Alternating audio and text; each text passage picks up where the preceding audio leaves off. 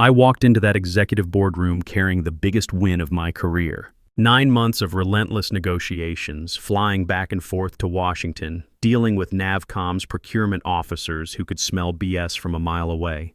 The $750 million naval defense contract was finally mine. The champagne glasses had clinked, handshakes all around, and for the first time in weeks, I could actually breathe.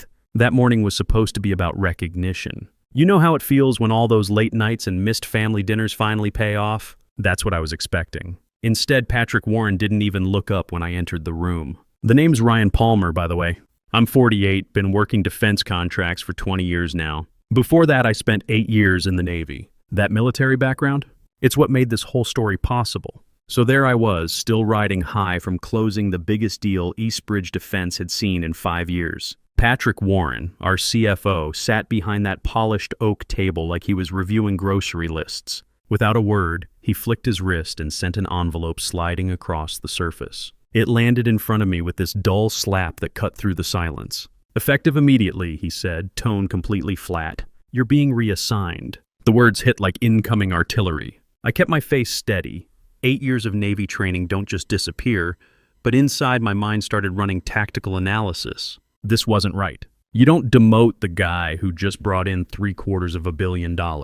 "Executive assistant," Patrick added, still not meeting my eyes. Compensation adjusted accordingly. 20 years. I'd been at Eastbridge Defense for 20 years. Started as a junior contract specialist right after my Navy discharge. Worked my way up to VP of Global Defense Acquisitions. I knew every clause, every procurement regulation, every relationship that mattered in this business. Last week's victory wasn't luck. It was the result of understanding how military procurement actually works, something you can't learn in business school. I picked up that envelope with steady hands. The letter inside was clinical, efficient. My title stripped, my salary gutted, my authority transferred.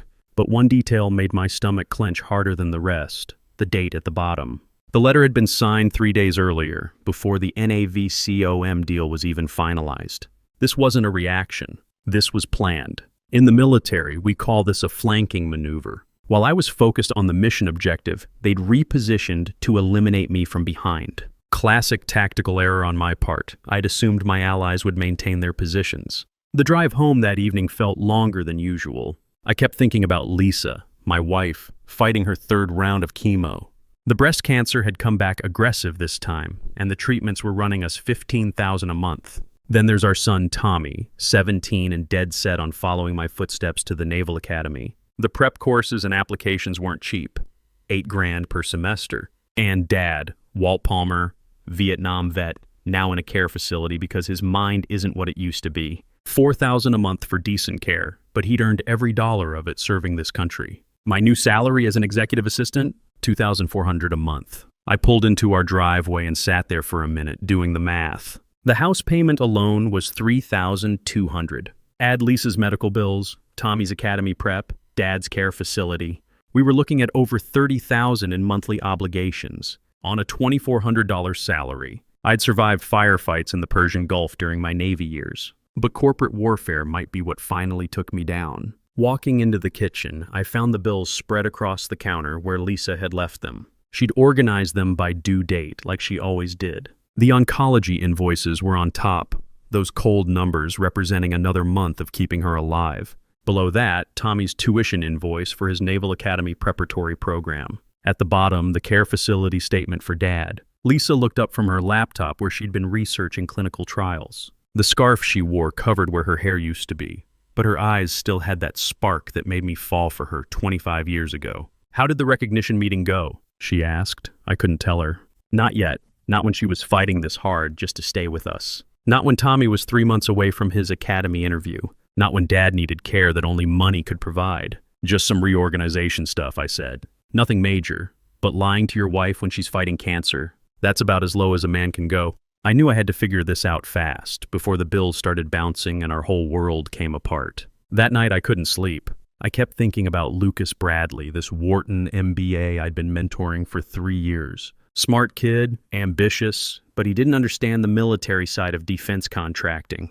I'd spent countless hours teaching him how procurement really works, why relationships matter more than spreadsheets in this business, how to read between the lines when dealing with military brass. The next morning would bring answers I wasn't ready for. But lying there in the dark, listening to Lisa's steady breathing beside me, I started wondering if maybe I'd taught Lucas a little too well. You know what they say about no good deed going unpunished? I was about to find out exactly what that meant. The next morning, walking through the executive floor felt like entering enemy territory. First thing I noticed was the empty space on my office door where my nameplate used to be. Just this clean rectangle of adhesive residue where Ryan Palmer, VP Global Defense Acquisitions, had been for the past 5 years. Inside my old office, they'd already cleared out my personal files. My access badge wouldn't open the storage cabinets I'd organized over the years. Even my company email was dead. When I tried logging in, the system just said account not recognized. Like 20 years of work had been erased with a keystroke. I was moving my stuff into a cubicle on the second floor when I heard voices coming from the main conference room. Through the glass wall, I could see a presentation in progress. The slide deck looked familiar, real familiar. It was my work, the strategy I developed for the NAVCOM contract, but something was off. Where it used to say lead negotiator Ryan Palmer, it now read Director of Strategic Defense Partnerships, Lucas Bradley. My photo had been cropped out completely, replaced by Lucas's headshot. The kid was up there presenting my strategy like he'd developed it himself. Lucas Bradley. I'd taken him under my wing 3 years ago when he showed up fresh from Wharton with his MBA and zero understanding of how military procurement actually works. Smart enough kid, but book learning only gets you so far in defense contracts. I'd spent countless hours teaching him the ins and outs, why certain clauses matter, how to read military brass, what procurement officers really want to hear. I remember when he shadowed me during the initial NavCom meetings, scribbling notes like his life depended on it. I'd explained how one misplaced comma in a military contract could cost millions, how relationships with procurement officers take years to build, why the military trusts people who've actually served. Watching him present my work to the board, I felt something twist in my gut. This wasn't just corporate politics. This was personal. As the meeting ended, Lucas caught my eye through the glass. He walked over with this smile that didn't reach his eyes. "I'll do my best," he said, pausing just long enough for the words to sink in, "to carry forward your foundation work, Ryan." Foundation work. 20 years of expertise reduced to foundation work. "You taught me well," he added, then walked away with that confident stride of someone who thinks they've earned something they didn't. That afternoon, I was cleaning out my desk when a folder slipped from the stack. A memo was wedged inside, printed faintly like it was never meant to be seen. At first glance, it looked like routine correspondence, but one line stopped me cold. Strategic objective, remove RP. The letters were clear, deliberate, and dated 4 months earlier. 4 months. This wasn't some sudden decision after a bad quarter or a personality conflict. They'd been planning to get rid of me since before I even started negotiations on the NAVCOM deal. I'd been set up from the beginning. In the Navy, we learned to analyze intelligence failures. This was a classic case. I'd been so focused on external threats, on beating the competition for that contract, that I'd missed the inside job. While I was building relationships with NAVCOM procurement officers, Patrick and Lucas were building a case against me. The weight of it all hit me that evening. I sat at the kitchen table with those bills spread out in front of me again, doing the math over and over, hoping somehow the numbers would change. Lisa's oncology treatment, $14,750 this month. Tommy's Naval Academy prep, $7,800 for the semester. Dad's veteran care facility, $4,200 monthly. Our mortgage, $3,200. Total monthly obligations, just over $30,000. My new executive assistant's salary, $2,400 a month. The gap wasn't something you could bridge with side work or cutting expenses. This was financial devastation, pure and simple. We had maybe 2 months before everything started falling apart. I'd survived combat zones in the Persian Gulf, watched good men die, made life or death decisions under fire. But sitting at that kitchen table, I felt more helpless than I ever had in a firefight. At least in combat, you can shoot back. My phone buzzed around 9 that evening. The caller ID showed a Washington, D.C. number I didn't recognize. Normally I wouldn't answer. Too many scam calls these days, but something made me pick up. "Mr. Palmer? This is Daniel Brooks. I'm a contract attorney specializing in defense agreements. I've been reviewing the Eastbridge NavCom deal. My pulse quickened. What about it? Did you draft Clause 72B in the original contract?" I had to think for a second. So many clauses, so many negotiations. Then it came back to me. Yes, I did. Why? Then you need to hear this. That clause is airtight, Mr. Palmer, unambiguous. If Navcom's designated military liaison is reassigned, they have every right to void the contract and demand full repayment. The words hung in the air. I grabbed a pen and started taking notes. It's not just enforceable, Daniel continued. It's ironclad. No court in any jurisdiction could dispute its validity. Does Eastbridge know this? They should have flagged it during legal review. But here's the thing. Navcom specifically requested you for this contract. They wanted someone with actual military experience, not just business credentials. They reached out to me the moment they learned you'd been reassigned. I felt something shift in my chest. After weeks of feeling erased, invisible, forgotten, suddenly I was necessary again. They want to meet with you directly, Daniel said. They're questioning Eastbridge's integrity. Without your oversight, they're already having second thoughts about the whole arrangement. When the call ended, I sat there staring at my notes. For the first time since Patrick Warren slid that envelope across the table, I didn't feel powerless. That clause wasn't just legal protection, it was leverage. And leverage, I was starting to realize, was power. That night, I dug out my old leather portfolio from my Navy days. I'd carried that thing through every deployment, every contract negotiation for the past 20 years. The worn cover was scarred with travel, pages stuffed with boarding passes and hotel receipts. I was looking for something specific, my notes from the Geneva negotiations 6 months back. There it was, in my own handwriting, Clause 72B. Any reassignment of the designated military liaison shall grant the client full right to void the contract and demand restitution of $7.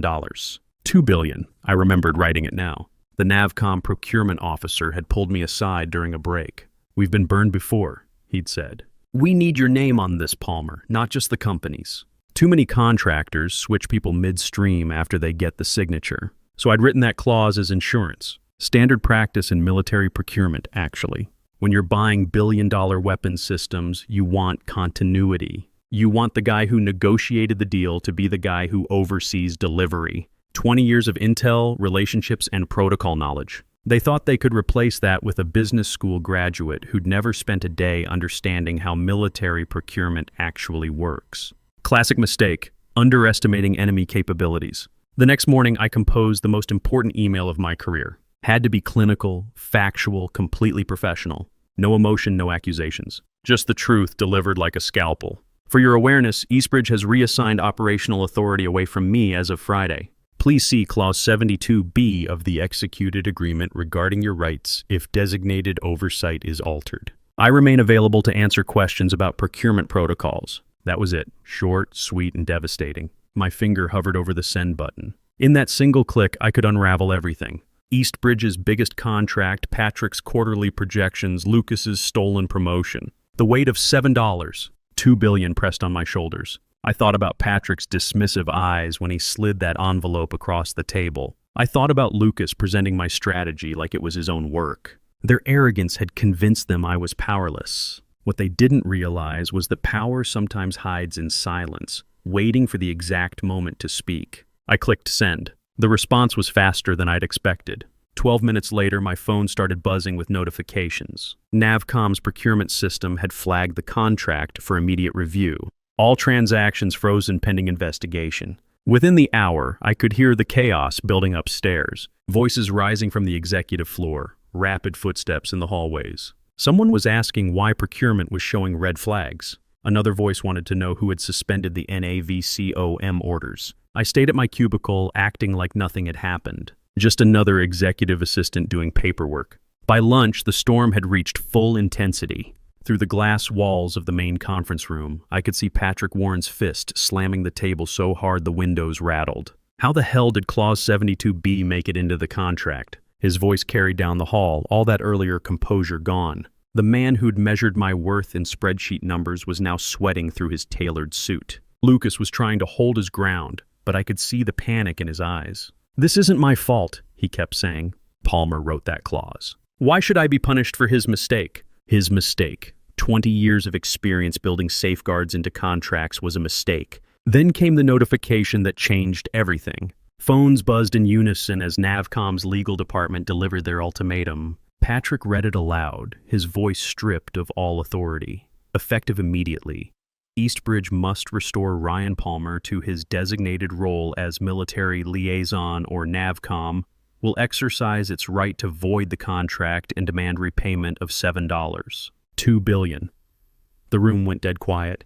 You could hear the air conditioning humming, papers rustling, but nobody spoke. A board member actually gasped. Another dropped his pen. Lucas's expression crumbled. All that earlier bravado dissolved into pure panic. The same look I'd seen on young soldiers' faces during their first firefight. Patrick rubbed his temples, the fight going out of him. For years, he'd been the man in control, the one who decided careers with a signature. Now the numbers were strangling him. That's when my phone rang. Unknown number, but the area code was familiar. Northern Virginia, where half the defense contractors in America had their headquarters. Mr. Palmer, this is Colonel Richards from Titan Defense Solutions. Titan, Eastbridge's biggest competitor.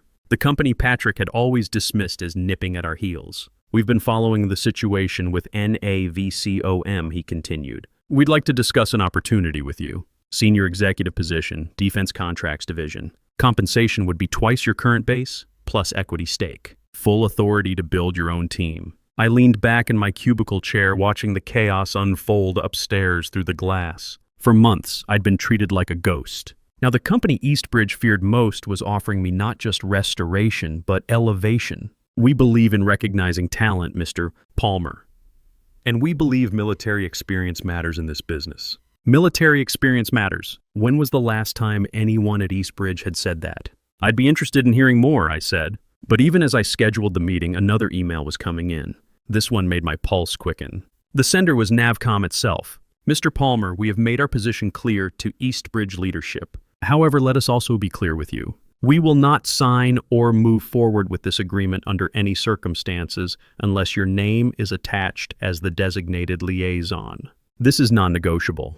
I read it twice, then a third time. To NAVCOM, I wasn't just an employee caught in corporate politics. I wasn't replaceable. I was the contract itself. For the first time since this whole thing started, I had a choice. A real one.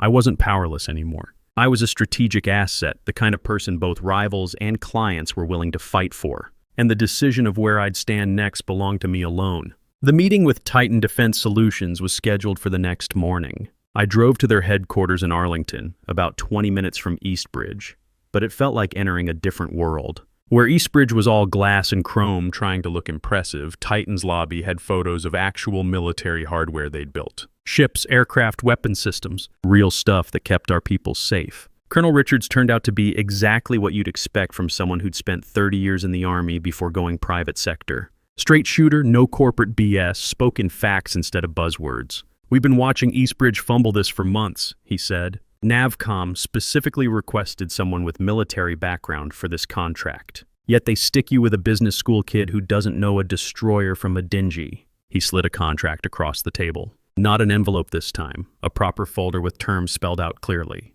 Chief Defense Contracts Officer, he said. Base salary $240,000 plus equity stake worth about $500,000 current valuation. Signing bonus of $100,000. And here's the important part. You build your own team. Hire who you want, fire who you want. Your show to run. I scanned the numbers. 10 times my current executive assistant salary. Premium health insurance that would cover Lisa's treatments without question. More than enough to keep Tommy's Naval Academy prep on track and upgrade Dad to the best care facility in the area. But it wasn't just about the money. For the first time in months, someone was talking to me like I mattered. Like 20 years of experience actually counted for something. There's one condition, Colonel Richards added. NAVCOM has made it clear they'll only work with you. The contract moves with you, or it doesn't move at all. That same afternoon, I signed with Titan. The paperwork took 2 hours, but walking out of there, I felt lighter than I had in months. The same $750 million naval contract, but now my name was permanently attached to it.